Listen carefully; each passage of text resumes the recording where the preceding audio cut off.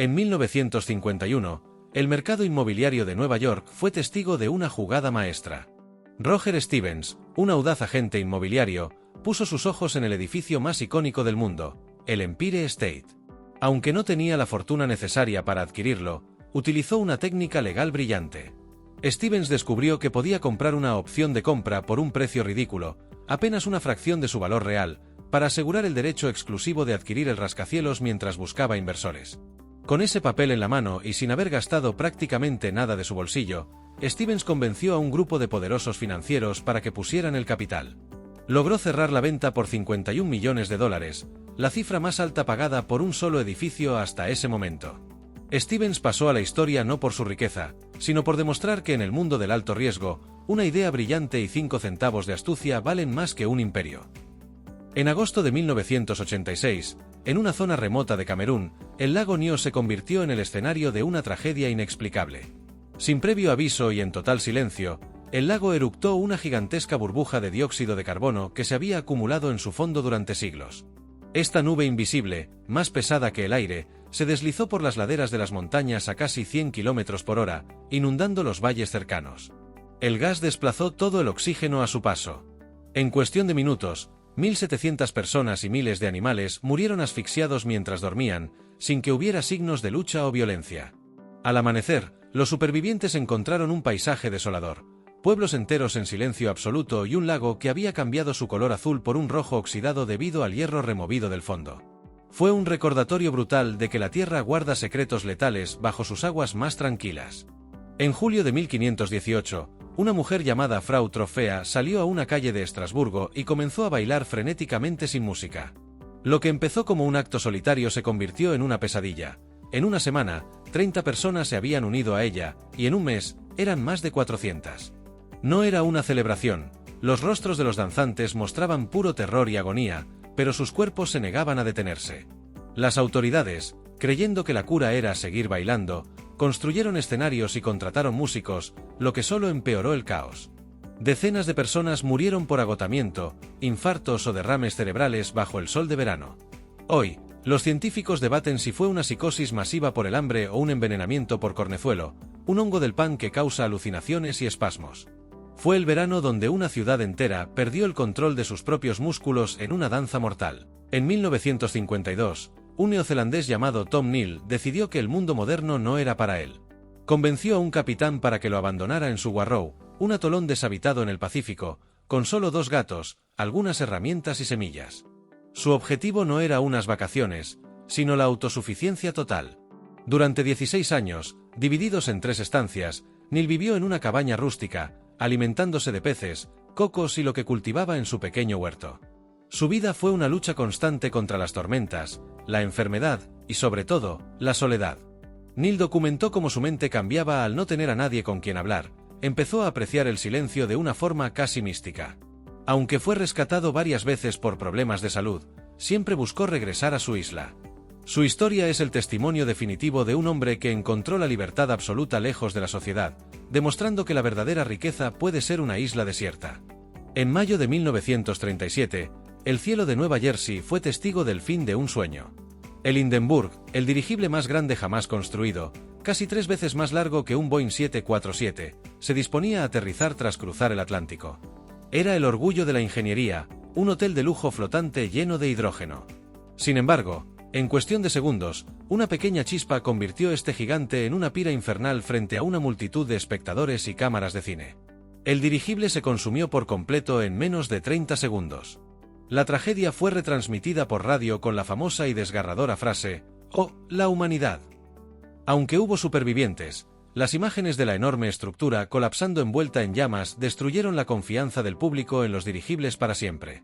El Hindenburg no solo fue un desastre aéreo, fue el momento exacto en que el mundo decidió que el futuro de la aviación pertenecía a los aviones, dejando a estos gigantes como fantasmas del pasado. En 1963, un hombre en la región de Capadocia, Turquía, derribó una pared de su sótano durante una remodelación y se encontró con algo imposible: un túnel oscuro que conducía a una ciudad entera bajo tierra. Derinkuyu no era un simple refugio, sino un prodigio de ingeniería con 18 niveles de profundidad que podía albergar a 20.000 personas. Construida hace miles de años, Contaba con pozos de ventilación, establos, iglesias, escuelas y bodegas de vino, todo excavado directamente en la roca volcánica. La ciudad estaba diseñada para ser una fortaleza invisible contra invasores. Tenía enormes puertas de piedra circulares que solo podían abrirse desde el interior y un sistema de comunicación entre niveles. Durante siglos, poblaciones enteras desaparecieron bajo tierra para protegerse de las guerras, viviendo en este laberinto iluminado por antorchas. El descubrimiento de Derinkuyu nos recordó que, a veces, la historia más fascinante de la humanidad no está escrita en los libros, sino escondida justo debajo de nuestros pies. En 1845, Sirion Franklin partió de Inglaterra con 2 barcos, el Erebus y el Terror, para encontrar el famoso Paso del Noroeste en el Ártico.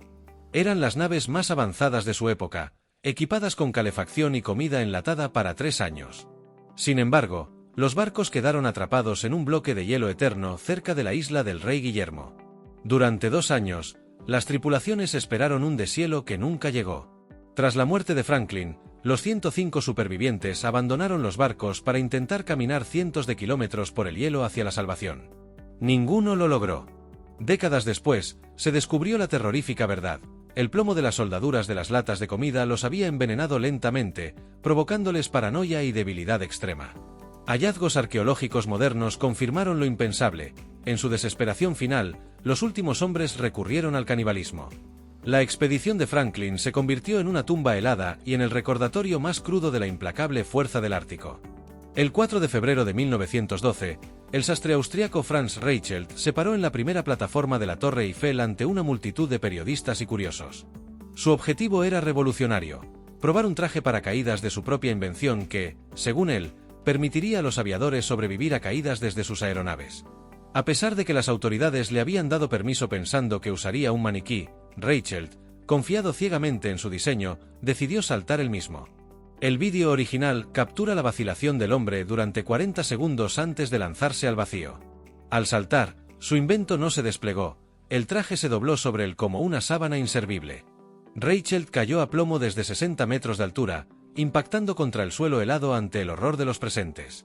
Su muerte no fue solo una tragedia personal, sino un recordatorio brutal de que la ciencia exige pruebas rigurosas antes de desafiar las leyes de la gravedad. En enero de 1919, Boston vivió uno de los desastres más extraños y mortales de la historia.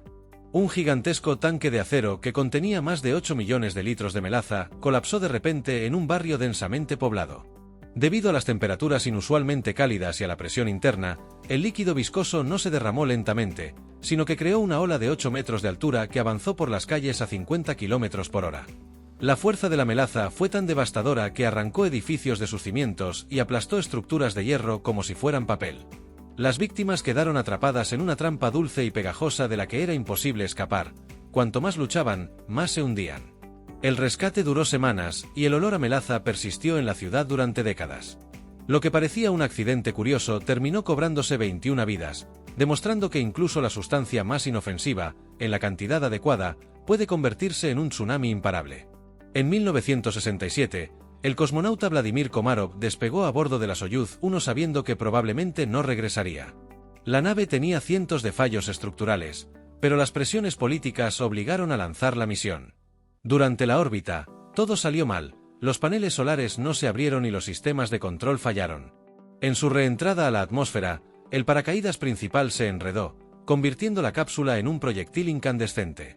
Las estaciones de escucha estadounidenses capturaron sus últimos minutos. Komarov gritaba de rabia contra los ingenieros y jefes que lo habían enviado a una muerte segura mientras su nave se desintegraba. Impactó contra la Tierra a una velocidad brutal, dejando solo un resto carbonizado del tamaño de una piedra pequeña.